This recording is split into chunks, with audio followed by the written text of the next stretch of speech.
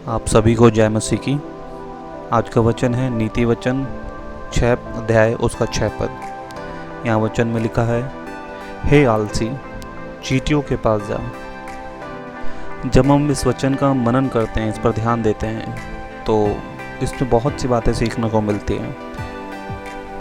जब मैं इस वचन पे मनन कर रहा था तो मैंने सीखा इसका मतलब क्या है कि प्रभु कहता चींटियों के पास जा। चींटियों का घर ऐसा तो नहीं है कि हमारे पड़ोस में हम जाएंगे, उनका हालचाल पूछेंगे और वो हमसे बातें करेंगे, हमारे को बताएंगे अपने रोज़मर्रा के विषय में कि हम ऐसे ऐसे करते हैं। ऐसा नहीं है। ये वचन बताता है मेरे प्रियो कि चींटियों के पास जा, उनके काम पर ध्यान दे। उनके काम पर ध्यान देने का मतलब है कि अगर हमको चींटियों के घर को देखना है या उनके काम को देखना है तो हमें झुकना पड़ेगा, हमें लेटना पड़ेगा और काफ़ी मशक्क़त करनी पड़ेगी हमें, ताकि हम उनके कार्य को देख पाएँ। क्योंकि चींटी बहुत ही छोटी होती है और उनके कार्य को देखने के लिए हम खड़े होकर नहीं देख सकते हैं। हमारे को लेटना ही पड़ेगा या घुटनों पे आना पड़ेगा या झुकना पड़ेगा। बहुत मशक्क़त है मेरे प्रियो। यहाँ पर एक बहुत ही अच्छा वचन आता है, लूका उसका 6 अध्याय उसका 43वां पद। लिखा है, कोई अच्छा पेड़ नहीं जो निकम्मा फल लाए, और ना तो कोई निकम्मा पेड़ है जो अच्छा फल लाए। हर एक पेड़ अपने फल से पहचाना जाता है। तो जब इस वचन में नीति वचन 6 उसका 6 में बात होती है कि चींटियों के पास जा, उनके काम को ध्यान दे, तो जैसे कि मैंने पहले बताया, उनके काम पर ध्यान देने के लिए हमको झुकना पड़ेगा, लेटना भी पड़ेगा और काफ़ी मशक्क़त करनी पड़ेगी। और लूका 6 उसका 43 ये बात हमें सिखाता है कि जो कोई अच्छा पेड़ होता है वही फल लाता है।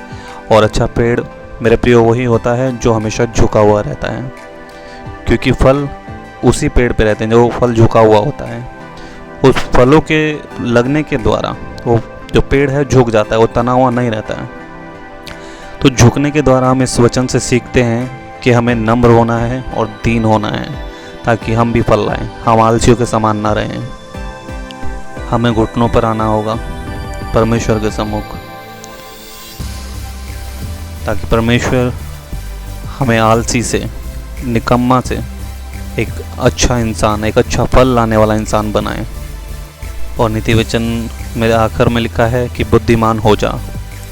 जब ये सब हम परिश्रम करेंगे और परमेश्वर के सम्मुख आएंगे, घुटनों पर आएंगे, तो हम बुद्धिमान हो जाएंगे। परमेश्वर अपनी बुद्धि से, अपने ज्ञान से हमें भरेगा। ये वचन में लिखा है, क्योंकि उनका ना तो न्यायी होता है, ना प्रधान और ना प्रभुता करने वाला। पर मेरे प्रियो, हम मनुष्य हैं। हम मनुष्य का तो न्यायी है, परम प्रधान भी है और प्रभुता करने वाला प्रभु यीशु मसीह भी है। फिर हम बुद्धिमानी वाले कार्य क्यों नहीं करते हैं? इस बात को सोचना है, मनन करना है। और आप खुद आज सोचिए कि आप किसके समान हैं। 8वें पद में लिखा है, तो भी वे अपना आहार धूप काल में संचय करती हैं और कटनी के समय अपनी भोजन वस्तु बटोरती हैं। मेरे प्रियो, चींटियाँ धूप काल में, समर में, ग्रीष्म ऋतु जिसे हम कहते हैं, उसमें संचय करती है, उपाय करती है अपने खाने के लिए। बाहर निकलती हैं, आती जाती हैं, काम करते हैं, हर प्रकार का काम करके अपने खाने के लिए उपाय करती हैं। और कटनी के समय, कटनी का समय जब उनका आता है, जबकि कुछ मौसम में बदलाव के कारण बहुत बारिश या बाढ़ या कुछ भी ऐसा अनुचित समय जो उनके लिए ठीक नहीं है, वो उस समय के लिए कि जब वो खाना लेने के लिए बाहर निकल ही नहीं सकती, उस कटनी के समय अपनी भोजन वस्तुएं बटोरती हैं, ताकि आने वाले टाइम में, आने वाले दिनों में उसको दिक्कत परेशानी ना हो खाने को लेकर।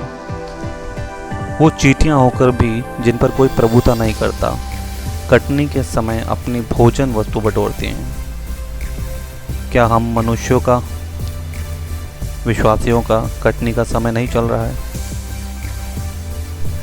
मत्ती अध्याय 9 उसके 38 पद में लिखा है, इसलिए खेत के स्वामी से विनती करो कि वह अपने खेत काटने के लिए मजदूर भेज दे। मेरे प्रियो, खेत पक चुके हैं और मजदूर थोड़े हैं।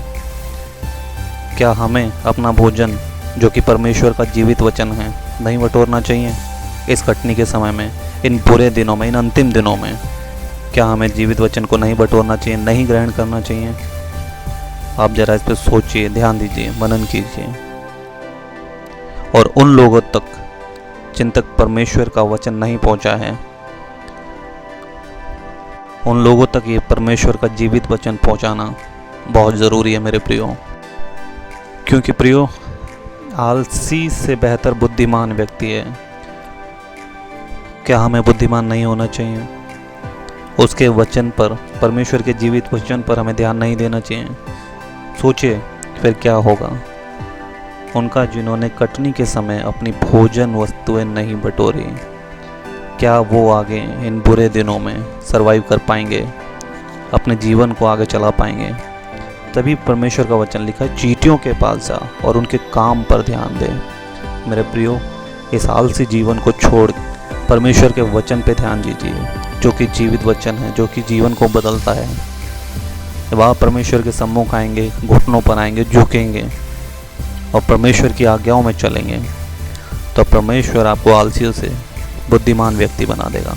वो बुद्धिमान व्यक्ति जो कटनी के समय में अपने लिए भोजन वस्तु बटोरेगा और दूसरों के लिए भी मार्ग निकालेगा।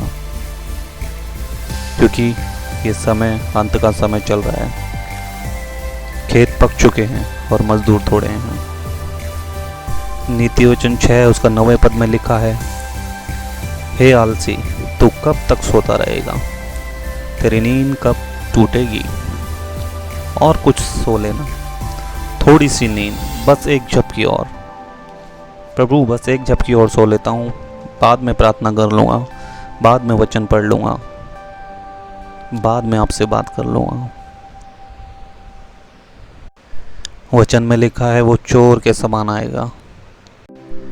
पहला कुरिन्थियों 15 अध्याय उसका 52 पद में लिखा है, और यह क्षण भर में, पलक मारते ही, अंतिम तुर ही फूंकते ही होगा। इसलिए प्रियो, मैं आपसे विनती करता हूँ, जागते रहें, प्रार्थना करते रहें और वचन सीखने की और उस पर जीने के लिए मेहनत करते रहें।